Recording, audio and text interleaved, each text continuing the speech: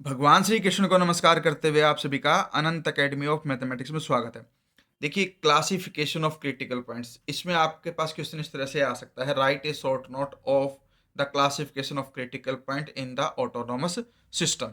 तो इसमें सबसे पहले तो हम क्या करेंगे, let 0 0 be an isolated critical point. ये आपके पास आइसोलेटेड क्रिटिकल पॉइंट है of a plane autonomous system.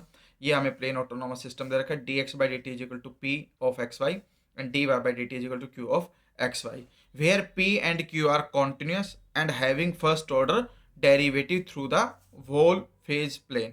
यानी कि जो हमें फेज प्लेन गिवन होगा उसके हर पॉइंट पे p और q कॉन्टिन्यूस भी होंगे और फर्स्ट डेरिवेटिव एग्जिस्ट भी करेगा। तो there are four types of critical points.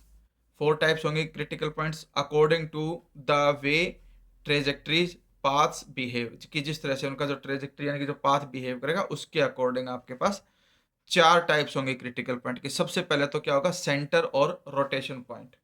ठीक है, तो इसमें ये होगा कि an isolated critical point 0 0 is said to be a centre और rotation point of plane autonomous system if there exists a neighborhood of 0 0 which contains a countably infinite number of closed paths। अब ध्यान से पहले समझिए इसको कि क्या कह रहा है। हम आइसोलेटेड क्रिटिकल पॉइंट को सेंटर कब कहेंगे, जब हमारे पास एक नेबरहुड एग्जिस्ट करे और नेबरहुड किसकी होनी चाहिए, वो 0 0 की होनी चाहिए। साथ ही वो कंटेन्स करेगी countably infinite number of closed paths C1 C2 CN and so on, each of which contains 0 0, और हर एक क्लोज्ड जो पाथ है वो अपने अंदर इंटीरियर पॉइंट के रूप में 0 0 रखेगा in its interior, and diameter of CN tends to 0 as n tends to infinity, और जो सी है ना उसका डायमीटर टेंस करेगा किसको, 0 को। इसका फिगर ये बनेगा, ये अलग अलग आपके पास क्लोज्ड पाथ बनते चले जाएंगे इस तरह से आपके पास। ठीक है, और यहाँ पर ये 0 0 जो है वो फिर सेंटर का पॉइंट बन जाएगा क्योंकि रोटेशन हो रही है उसके बाहर क्लोज्ड पाथ्स की। तो इन द एडजॉइनिंग फिर 0 0 इज द सेंटर और रोटेशन पॉइंट। फिर आता है second saddle point. Saddle point हम क्या कहेंगे, N isolated critical point 0 0 of the plane autonomous system is called saddle point if there exists a neighborhood of 0 0 such that 0 0 की neighbourhood exist करे और साथ ही वो दो कंडीशन लेकर के आए। There exist two paths which approach and enter 0 0, यानी कि दो पाथ, जैसे कि मान लो एक पाथ तो आपका ये गया ए से ओरिजिन की तरफ और फिर बी से ओरिजिन की तरफ। ठीक है, फिर आगे क्या कहता है कि फ्रॉम अपोजिट डायरेक्शन, दोनों की डायरेक्शन अपोजिट है। ए नीचे से ऊपर जाएगा तो बी ऊपर से नीचे की तरफ आएगा, लेकिन वो दोनों एंटर करेंगे किसमें, 0 0 में। ठीक है, फिर हमारे पास आगे इन्होंने क्या बोला कि as t tends to infinity and there exist two other paths which approach and enter 0 0 from opposite direction as t tends to minus infinity. तो same case t tends to minus infinity होगा, वहां पर भी दो आपके पास आ जाएंगे, एक सी से और एक ये डी से। फिर सेकंड कंडीशन क्या होगी, ये तो भाई दो दो पाथ हो गए जो एंटर करेंगे 0 0 में, लेकिन इसके अलावा एक कंडीशन होगी, in each of the four domains between any two of the four paths.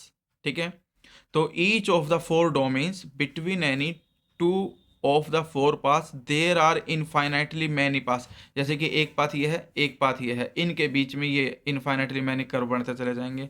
ठीक है, तो infinitely many paths which are arbitrary close to 0 0, यानी कि जैसे जैसे आप जाओगे ओरिजिन की तरफ अप्रोच करते चले जाएंगे। ठीक है, बट डू नॉट अप्रोच 0 0, यानी कि क्लोज टू 0 0 होगा लेकिन उसको टच नहीं करेंगे, थोड़ा सा गैप हमेशा मेंटेन रहेगा, जैसे कि आपका एसिम्प्टोट के केसेस में होता था कि भाई वो कर्व के बिल्कुल पास से जाती थी लेकिन वो टच नहीं करती थी। टच करेगी तो टेंजेंट कहलाएगी, इसीलिए यही केस यहाँ पर है कि कर्व अप्रोचेस टू 0 तो करेंगे लेकिन टच नहीं करेंगे उसको। ठीक है, but do not approach 0 0 either t tends to infinity और t tends to minus infinity, यानी कि दोनों में से कोई भी केस होगा तो वो आपका 0 0 को अप्रोच नहीं करेगा। ठीक है, ये इसका फिगर समझ में आ गया होगा, बना देना। In the adjoining figure 0 0 is a saddle point, तो इसमें आपका ये सैडल पॉइंट कहलाएगा। फिर आता है स्पाइरल और फोकल पॉइंट। तो an isolated critical point 0 0 is said to be a spiral और focal point of the plane autonomous system if there exist a neighbourhood of 0 0 such that every path C in this neighborhood has the following properties। ठीक है, पहली property, C is defined for all t greater than t0 और for all t less than t0 for some t। मान लो हमने कोई point t0 लिया, या तो उससे ग्रेटर वाले पॉइंट के लिए क्लोज जो है वो C डिफाइन होना चाहिए, या उससे लेस के लिए सारे पॉइंट्स के लिए आपका डिफाइन होना चाहिए। ठीक है, इसके अलावा और प्रॉपर्टी है कि C approach 0 as t tends to infinity और t tends to minus infinity in a spiral line, spiral like manner, या आप लिखोगे विंडिंग अराउंड 0 जैसे ये है आपका, ऐसे ऐसे स्टार्ट होता चला गया, ऐसे ऐसे करके चलता गया विंडलिंग, और ये अप्रोचेस टू 0 को कर रहा है। ठीक है, ये जैसे ये फिगर है इसका ऐसे गया। ठीक है, तो हमारे पास ये कंडीशन आ गई। तो in the adjoining figure 0 is a spiral point, ये इसका फिगर है, स्टेटमेंट आप लिख देना। फिर लास्ट में आता है fourth case, node point, an isolated critical point 0 of the plane autonomous system. हमारे पास जो प्लेन ऑटोनोमस सिस्टम है, इसमें लास्ट चीज़ हमारे पास नोड पॉइंट बनती है, और उसमें कंडीशन ये आएगी कि भाई is called a node point if there exist a neighbourhood of 0 such that every path c in this neighbourhood has the following property. तो जो स्पाइरल था उसमें सिर्फ एक ही बोला था, इसमें एवरी पाथ सी बोल दिया इन्होंने। C defined for all t greater than t0 और for all t less than t0 for some t। ये कंडीशन तो कॉमन आ गई स्पाइरल और इसकी नोड में। अब आता है C approaches as well as enters, C approach भी करेगा और एंटर भी करेगा, यानी कि जैसे कर हो गया तो ये 0 से होता हुआ गुजरेगा, ये इधर से अप्रोच करेगा, ये इधर से अप्रोच करेगा, और ये एंटर भी करेगा 0 में। ठीक है, ये कंडीशन होगी as t tends to infinity और as t tends to minus infinity.